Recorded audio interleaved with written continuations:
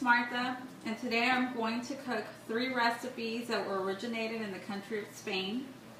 Spain is located in the Iberian Peninsula, in Western Europe, south of France, and Spanish food entails a lot of olive oil, tomatoes, onion, garlic. But today I'm choosing to make you 3 different types of tapas. Tapas are short for appetizers for us. So today I chose to make 3 different types of tapas. Croquetas de pollo, which are corkscrew shaped fried appetizers or tapas. And then gambas al ajillo, which is shrimp with garlic, olive oil, and crushed red pepper. And then patatas bravas, which bravas means spicy. So it comes with a spicy aioli sauce.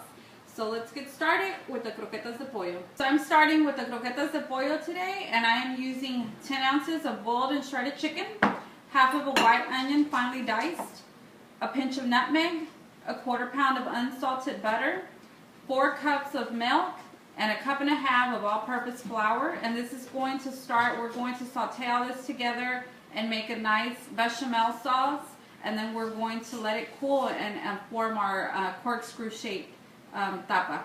And once we do that, we're going to use a cup of breadcrumbs, 2 large beaten eggs, and flour to make our fry, to be able to fry it in the oil. I'm going to start by sauteing our onion in the butter. So I put in my 1/4 pound of unsalted butter in a hot pan, and now I'm going to throw in my half white onion. And we just want it to cook until it's translucent, not golden brown or anything like that. So about 3 to 4 minutes, depending on how hot your pan is.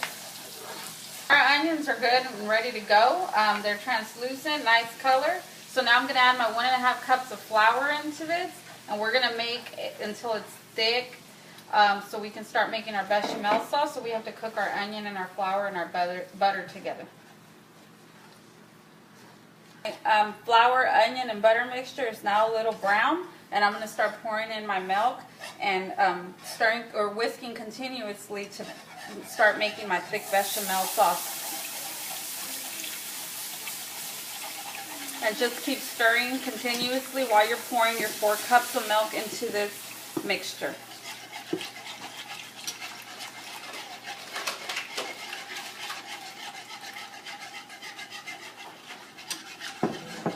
You want it to become thick towards the end, and then we'll go from there. I added a pinch of nutmeg to my mixture because we have a nice thick bechamel sauce. Now I'm going to add a pinch of salt as well to flavor the mixture, and we're going to add the chicken and mix it all together.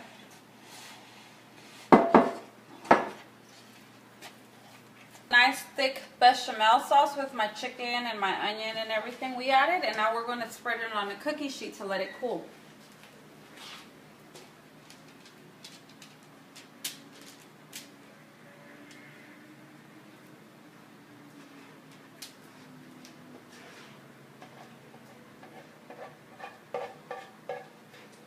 We're spreading it all on the cookie sheet, and once we cool it down a little bit, we'll be able to form our corkscrew shaped tapas.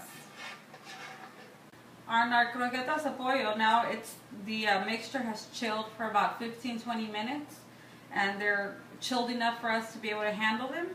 And what I'm making into little corkscrew shapes, and then I'm just rolling them and putting them on another cookie sheet so we can let them cool off a little bit longer before we start putting our breading over it to fry them. So now we're going to begin to, we've already shaped our croquetas into their corkscrew shape, and now I'm beating my eggs so I can start flouring my croquetas and getting them in the deep fryer. It's the messy part of making the croquetas de pollo. So you're going to get your corkscrew shaped croqueta and dip it in the flour, roll it around until you get enough flour coated around it, then put it in your egg mixture. And now you're going to put it in your breadcrumbs. And then you're going to still put it back on the cookie sheet and let it sit for another 20-30 minutes to chill. So we've let our croquetas de pollo chill for a little bit in the refrigerator after we put all our breading on it. Now we're going to put them in a deep fryer pan. And I'm using a small home deep fryer. You can use a pan. You can use a big deep fryer. It's up to you, as long as you get them golden brown and crispy. once they're done.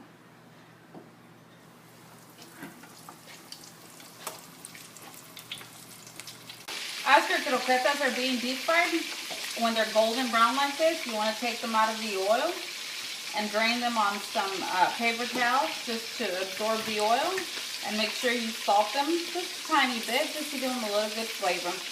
Now for the patatas bravas recipe, I'm peeling 4 large or medium-sized potatoes, and I'm going to parboil them in order to not have them overcook or really get dark brown when we're frying them in the oil.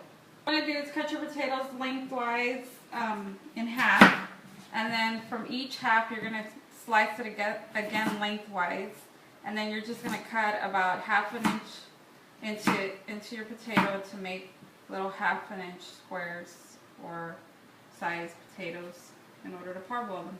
Tapas I'm making are patatas bravas, which is my potatoes are parboiled now and they're ready to be fried in some olive oil. Now I don't recommend for you to do what I'm about to do, but I'm about to put all my potatoes in here and they're ready to be fried. Place our potatoes in the olive oil, ready to be golden brown fried. While they're frying up, we're going to move over and do our aioli sauce. I have 2 egg yolks and I have garlic paste that I've created with 4 garlic cloves into my bowl. And I'm going to slowly put in my olive oil and stir until I create my aioli sauce, which is going to look almost like mayonnaise texture. And you have to do this very slowly and keep whisking away vigorously. So our aioli is about done. I've been whisking away at it now for a good 5 minutes. And now here comes the brava part of the aioli, which is our chili powder. Or you can use crushed red peppers or whatever type of chili powder you'd like to use, cayenne for example. And we're just going to add about 1/4 teaspoon into our mixture and just whisk away until it creates a nice little kind of red-white mixture of our aioli sauce, just to give it a little spice. Our potatoes are nice and golden brown, and they're crispy on the outside and soft on the inside because we parboiled them before we started frying them. So I'm going to put them to drain on a paper towel in a bowl, and they're ready to be served with our aioli sauce. So my garlic and my chili oil have aromas are up, and I can smell it and it smells delicious. So now I'm going to add my shrimp. Just 1 layer of shrimp in your pan. You don't want to overfill your pan or else it's going to cool down the temperature. And then you're just going to make sure cook your shrimp a couple of minutes. You don't want to overdo it or else they'll be very tough when they come out. So here you go. Here's your final dish. We have gambas al ajillo. They're served over a baguette. And again, it was just chili pepper and garlic and olive oil. Then you have your croquetas de pollo. This is what they look like on the inside and beautifully golden brown on the outside. And your patatas bravas, which are fried potatoes with aioli, garlic, chili sauce. And this is your dish. It's complete. This is what they look like, ready to be served.